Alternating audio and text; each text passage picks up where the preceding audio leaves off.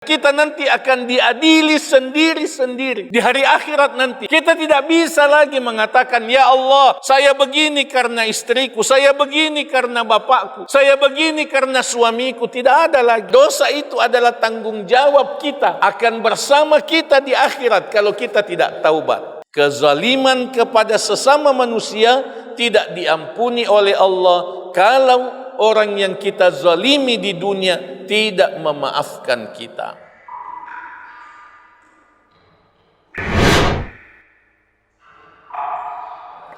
Tiga poin dari tadabbur surah Al-Isra ayat 13. A'udzu billahi minasyaitonir rajim. Wa kullu insanin alzamnahu ta'irahu fi unuqi. Dan setiap manusia kami wajibkan atasnya amal-amalnya fi unuqi, di tengkuknya, di lehernya. Surah Al-Isra ayat 13. Renungan pertama, takdir kita yang tulis. Takdir amal kita yang tulis. Kita yang memilih kebaikan atau keburukan. Karena manusia diberikan akal untuk memilih yang baik atau yang buruk. Allah Subhanahu wa ta'ala menunjukkan kepada kita dua jalan. Kita diberi pilihan mau jalan kebenaran atau mau jalan kebatilan, dengan risiko masing-masing. Memilih jalan kebenaran mendapatkan balasan kebaikan dan surga, memilih jalan kebatilan mendapatkan murka dan neraka. Yang kedua, amalmu adalah takdirmu. Amal yang kita lakukan itu adalah takdir pilihan kita. Itu adalah takdir pilihan kita. Kita yang diberikan oleh Allah Subhanahu wa ta'ala kemampuan untuk memilih dan menentukan. Kita diberikan oleh Allah Subhanahu wa ta'ala kemampuan untuk mengalahkan hawa nafsu, bahkan mengalahkan setan. Kita diberi kemampuan untuk mengalahkan setan dengan iman kita, dengan bantuan Allah Subhanahu wa ta'ala, pertolongan Allah Subhanahu wa ta'ala. Karena itu kita dianjurkan untuk selalu memilih kebenaran, memilih kebaikan, kalahkan hawa nafsu, kalahkan syaitan. Yang ketiga, kalimat fi unuqi, leher atau tengkuk. Itu adalah simbol tanggung jawab yang tidak pernah lepas. Kita tidak pernah lepas dari amal dan dosa kita, kecuali kalau kita tidak ikhlas atau kita merusak amal yang kita kerjakan, kita rusak, na'udzubillah, dan atau dosa, kita lepas dari dosa kalau kita taubat. Kalau kita tidak taubat, kita tidak lepas dari dosa. Itu adalah bagian dari tanggung jawab kita memelihara amal. Engkaki pada makamala tapiara ya malakta, tapiara ya malakta. Jaga amal agar amal itu tetap utuh, agar amal itu tidak terhapus, agar amal itu tidak terhapus, agar amal itu tidak runtuh. Allah Subhanahu wa ta'ala berfirman dalam surah Az-Zumar ayat 65. A'udzu billahi minasyaitonir rajim. Wa laqad uhiya ilaika, sungguh telah diwahyukan kepadamu Muhammad, wa ilal ladzina min qablika, dan kepada nabi-nabi sebelummu. Apa yang diwahyukan? La in asyrakta la yahbatanna amaluk. Kalau engkau wahai Nabi melakukan syirik, niscaya runtuh amalmu, wala takunanna minal khasirin, dan sungguh pasti engkau termasuk orang yang rugi. Engkau termasuk orang yang rugi. Ini ancaman untuk Nabi dan semua umatnya, lebih-lebih yang bukan Nabi. Kalau melakukan syirik, nareko mapak dua ki ripang Allah Ta'ala, na'udzubillah, runtuh semua amal, sia-sia amal kalau melakukan syirik. Demikian juga dengan dosa. Kita mesti lepas dari dosa, karena dosa itu adalah tanggung jawab kita, akan bersama kita di akhirat kalau kita tidak taubat. Makanya orang beriman disuruh taubat. Orang beriman disuruh tobat. Orang yang rajin ke masjid disuruh tobat. Orang soleh disuruh tobat. Ya ayyuhalladzina amanu tubu ilallahi taubatan nasuha. Kita disuruh tobat. Walaupun kita rajin ke masjid, justru yang rajin ke masjid disuruh taubat. Agar supaya kita bersih dari dosa-dosa. Itu dalam surah At-Tahrim ayat 8. Wahai orang yang beriman, bertaubatlah kamu kepada Allah dengan taubat yang sebenar-benarnya, taubat yang sesungguh-sungguhnya. Wa tubu ilallahi jami'an ayyuhal mu'minun la'allakum tuflihun. Surah An-Nur ayat 31.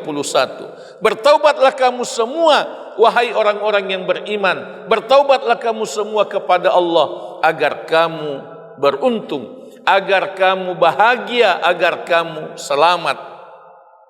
Itu penting untuk kita amalkan, karena Nabi sallallahu alaihi wasallam bersabda, at-taibu minadz-dzambi kaman la dzambalahu.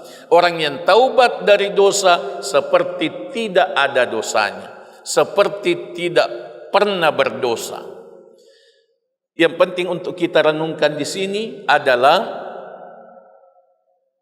bertaubat dari dosa kepada sesama manusia.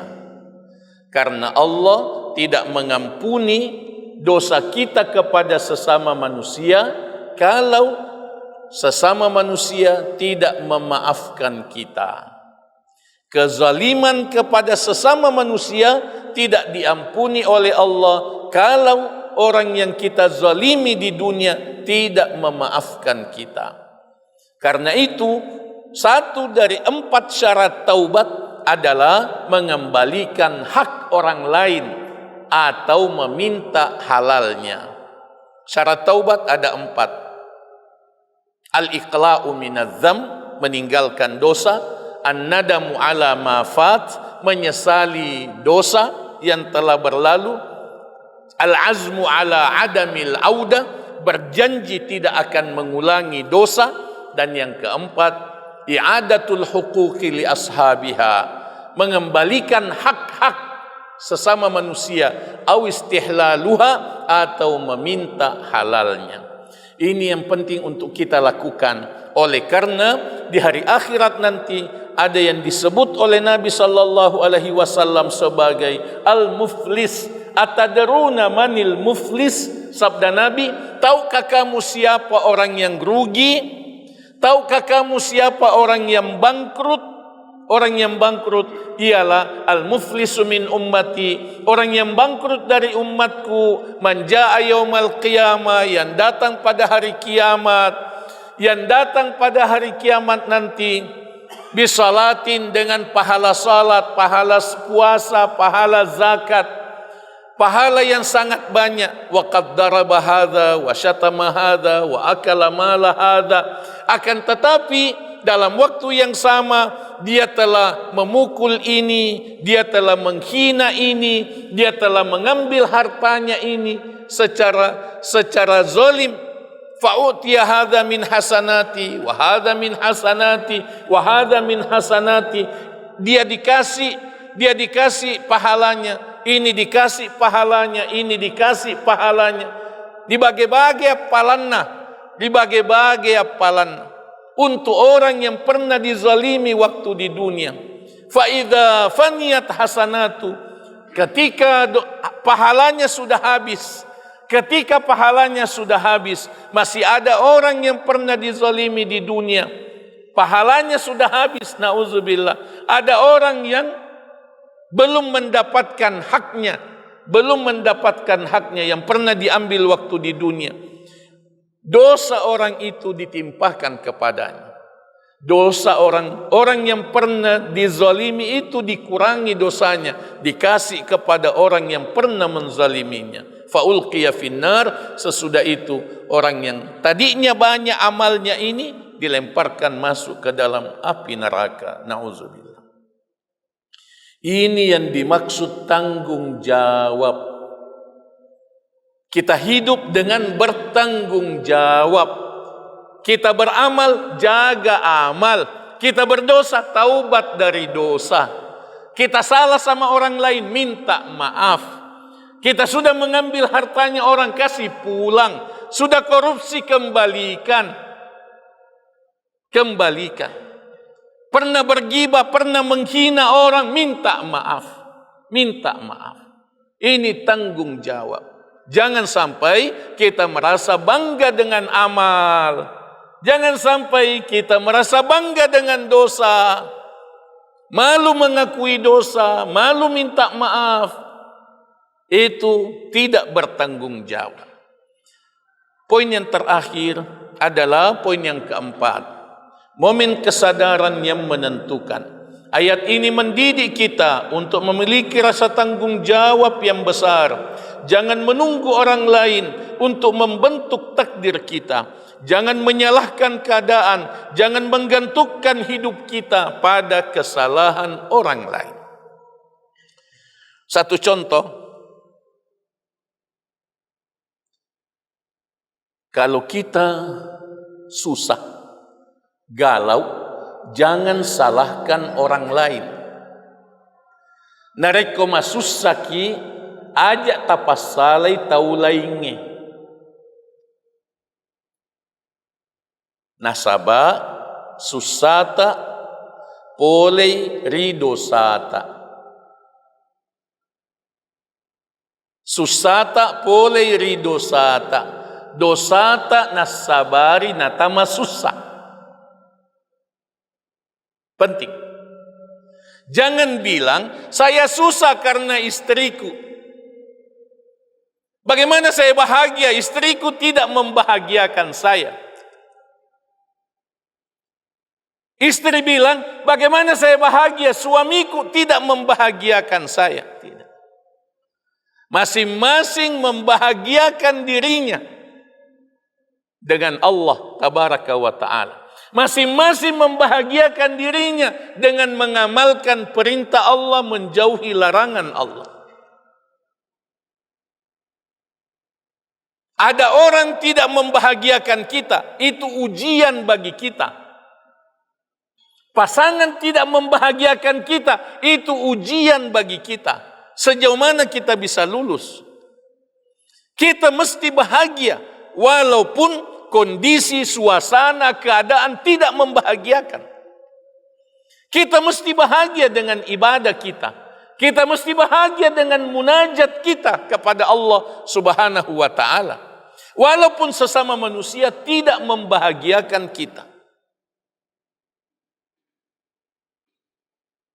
Kita kebanyakan terlalu tergantung pada orang lain. Terlalu tergantung kepada orang lain. Kita lihat, dia tidak senyum sama kita, masusah sikit. Tidak senyum sama kita, masusah sikit. Ada suami marah sama istrinya karena istrinya terlambat bikin kopi. Terlambat saja bikin kopi untuk dirinya. Marah, susah. Ada yang sampai mengucapkan kata-kata yang tidak pantas. Terlambat dilayani. Padahal semestinya sekali-sekali suami bikinkan air panas, bikinkan teh, minuman kesenangan untuk istri. Tidak mesti istri yang selalu melayani suami. Kita terlalu tergantung pada orang lain. Kita mau bahagia kalau orang membahagiakan kita. Tidak. Kita mesti membahagiakan diri kita dengan amal kita, dengan ketaatan kita kepada Allah Subhanahu wa taala. Jangan kita terlalu mudah susah, terlalu mudah marah. Kita terlalu mudah tersinggung. Tidak. Kita mesti memandirikan diri kita dengan amal kita, dengan ketergantungan kita dengan Allah Subhanahu wa taala. Makanya kalau kita marah, sunnahnya adalah membaca a'udzubillahi minasyaitonir rajim. Kalau kita marah, sunnahnya kita membaca a'udzubillahi minasyaitonir rajim. Kalau kita marah dalam keadaan berdiri, kita dianjurkan duduk. Kalau duduk masih marah, dianjurkan berbaring. Kalau berbaring masih marah, dianjurkan untuk berwudu. Karena marah itu dari setan dan setan dari api. Api dipadamkan dengan air wudu. Demikianlah pentingnya kita merasakan tanggung jawab pribadi. Tanggung jawab pribadi karena kita nanti akan diadili sendiri-sendiri. Di hari akhirat nanti, kita tidak bisa lagi mengatakan, ya Allah, saya begini karena istriku, saya begini karena bapakku, saya begini karena suamiku. Tidak ada lagi. Masing-masing. Ada ayat mulia dalam surah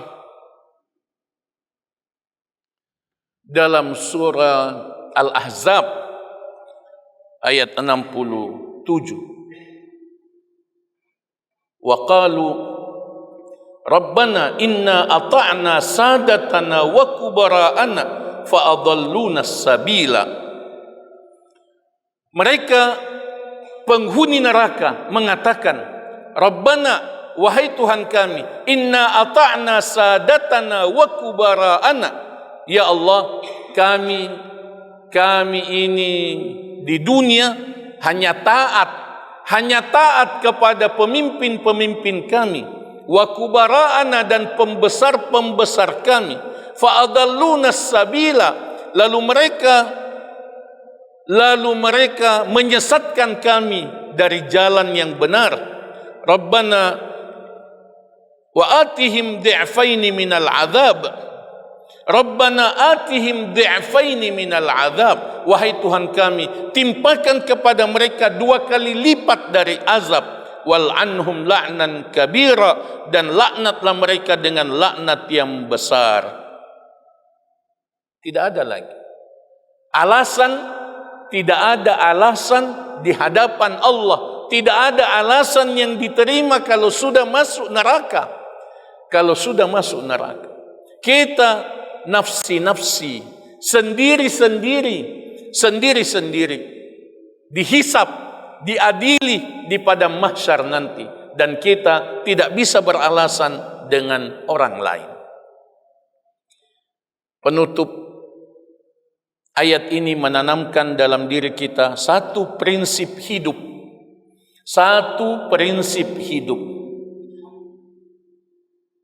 Kitalah yang bertanggung jawab atas takdir kita. Kitalah yang bertanggung jawab atas niat kita. Kita juga yang bertanggung jawab atas masa depan akhirat kita. Allah Subhanahu wa taala berfirman, "Faman tabi'a hudaya fala khaufun 'alaihim wala hum yahzanun." Siapa yang mengikuti petunjukku, mereka tidak takut dan mereka tidak bersedih. Al-Baqarah 38. Dalam surah Taha ayat 123, Allah Subhanahu wa taala berfirman, "Famanittaba'a hudaya fala yadhillu wala yashqa." Siapa yang mengikuti petunjukku tidak sesat dan tidak sengsara. "Wa man a'rada an dzikri fa inna lahu ma'isyatan dhanka." siapa yang berpaling dari petunjukku, niscaya dia mendapatkan kehidupan yang sempit. Wa nahsyuruhu yaumal qiyamati a'ma, dan kami akan bangkitkan dia pada hari kiamat dalam keadaan buta. Na'udzubillah. Ini adalah motivasi agar kita luangkan waktu. Ini tindak lanjut dari kajian ini. Mari kita luangkan waktu untuk merenungkan ayat-ayat Al-Quran. Nareko mengaji ki tabaca toi betuanna. Kalau kita mengaji, baca Quran, baca juga terjemahnya. Walaupun hanya beberapa ayat, baca terjemahnya. Supaya kita paham apa maksud ayat. Renungkanlah ayat Al-Quran setiap hari. Minimal satu ayat. Minimal satu ayat. Buku ini adalah panduan untuk merenungkan satu ayat satu hari.